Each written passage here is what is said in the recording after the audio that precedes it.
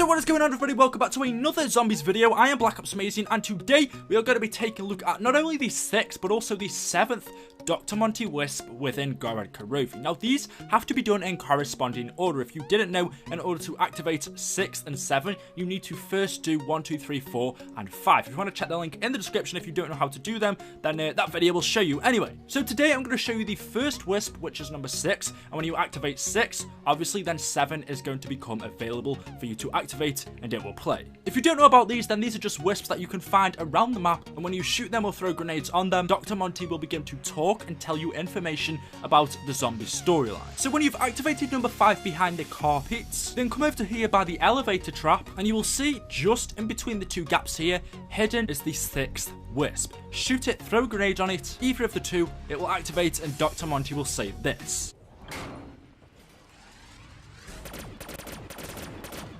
Okay, here's a quick cheat sheet. You all fought in World War I. Whoopee! You were badass heroes. That was true. That happened. Later, some other versions of you ended up as lab rats in some crazy World War II experiments. Experiments that left you a bit, kind of, not that smart. Your memories were mostly erased, and you just kind of bumbled and stumbled around in time and space, oblivious to your past and future actions.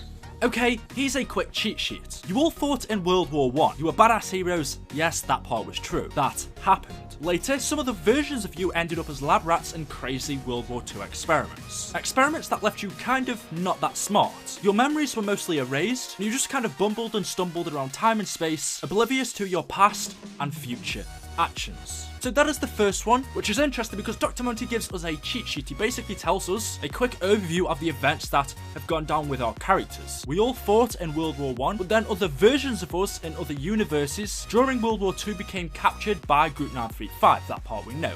We then became experimented on by Dr. Richtofen. He erased our memories, the 115 affected us, and when we woke up as test subjects, Dempsey, Nikolai and Takio couldn't remember anything. We were, back in World at War, Richtofen's super soldiers. He captured us, wiped our memories, so during that time, during when we were travelling from place to place, for example from Der Riese to Kina der Toten, from Kina der Toten to the next map, to Call of the Dead to Moon, Shangri-La, so on, we forgot our past actions. We couldn't remember being brainwashed by Richtofen being captured, so as he says, during World War II, when we were captured by Group 935, our memories were erased and we just bumbled and stumbled around space and time without knowing our past actions, but also without knowing our future actions, which would eventually lead up to the event on Moon, with Richtofen taking over. We were oblivious to actually helping him and take control of the zombies, and one of those future actions would have been us assisting to the destruction of the Earth. So that's a short Wisp, but the 7th one gets extremely more interesting. Now, to activate and find this one, you need to first complete the 6th, but when you've done that, you can then come over to the 3rd floor of the spawn, and up this woman's skirt, up the skirt of this mannequin. Treyarch are really hiding these wisps in strange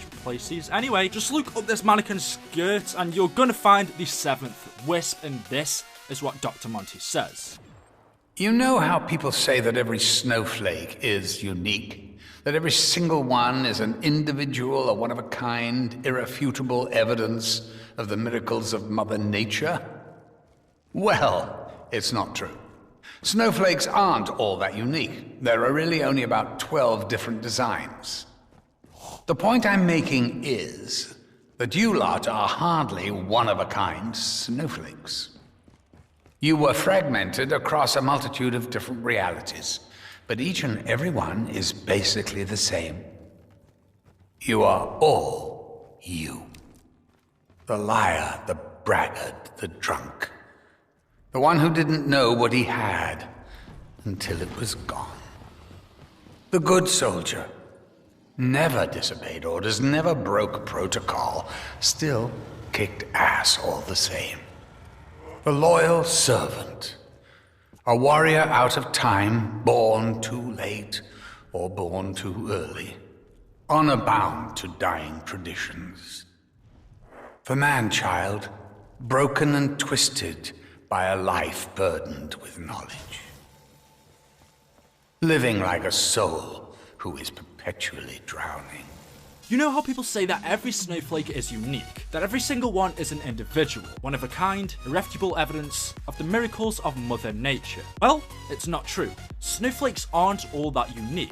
There are really only about 12 different designs. The point here I'm making is that you lot are hardly one-of-a-kind snowflakes. You are fragments across a multitude of different realities, but each and every one of you is basically the same. You are all you. Now, he does say more, but let me just go on to explain this first. So what he's basically telling us, or from my understanding of this, is that people think that every snowflake is unique, comparing it to people. People, us, we think that everyone, every individual is unique.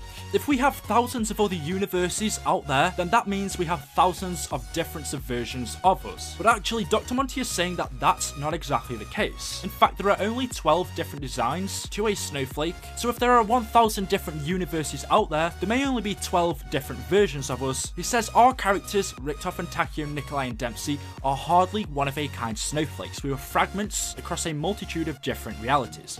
But each and every one of us is basically the same. You are all you. We have parallel and also alternate universes. These were what Richtof was studying over in Origins. A parallel universe is, for example, I don't know how I can describe this. But if we have a parallel universe, then basically, pretty much, things are exactly the same. Whilst a few bits and bobs may change, maybe in this universe I've got black hair, in the other universe I've got blonde hair, but basically our personalities are the same. But then we have alternate universes where I and my other version in the alternate universe may be totally different. So we have two different types of universes that I think we actually forget about that we have in the zombie storyline. He's basically saying just because we have hundreds of thousands of other universes out there doesn't mean that we have hundreds of thousands different versions of our characters. In fact, those 100,000 are basically all the same. There may be a few minor changes, but deep down, you are all you. Our minds all work the same. Then goes on to describe our characters. Now, although he doesn't exactly say as to who he's talking about, we can get a good idea. The first thing he says is, the liar, the brag rat, the drunk. The one who didn't know what he had until it was gone.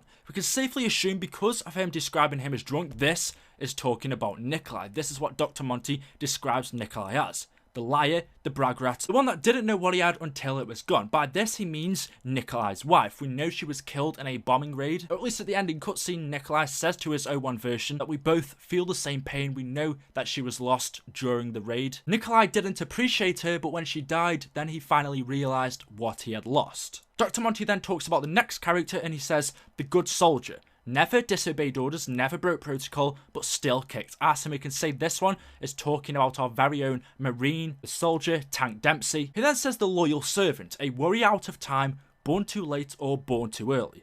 Unbound to dying traditions, and this one we could say is about Takio Masaki, the Emperor's servant, but little did he know that he was betrayed by him when he was captured as Zetsuba no Shima. And then finally, he talks about our last character, which was Edward Richtofen, and he says, the man-child, broken and twisted by a life burdened with knowledge, living like a soul who is perpetually drowning. And this is basically Richtof, and that's exactly how he would be described. So that is Dr. Monty roasting our characters. This guy is freaking harsh, but you know what? I really like him. So far, he's come into the game and he's doing an absolutely amazing job. So hopefully you've enjoyed the video. Hopefully you found out something new. If you have and you just want to take a second out of your time and drop me a like rating, I ask because it's the best thing you can do. I really appreciate it. It just shows me that you guys are supporting, and it's just feedback to let me know that you are enjoying the videos.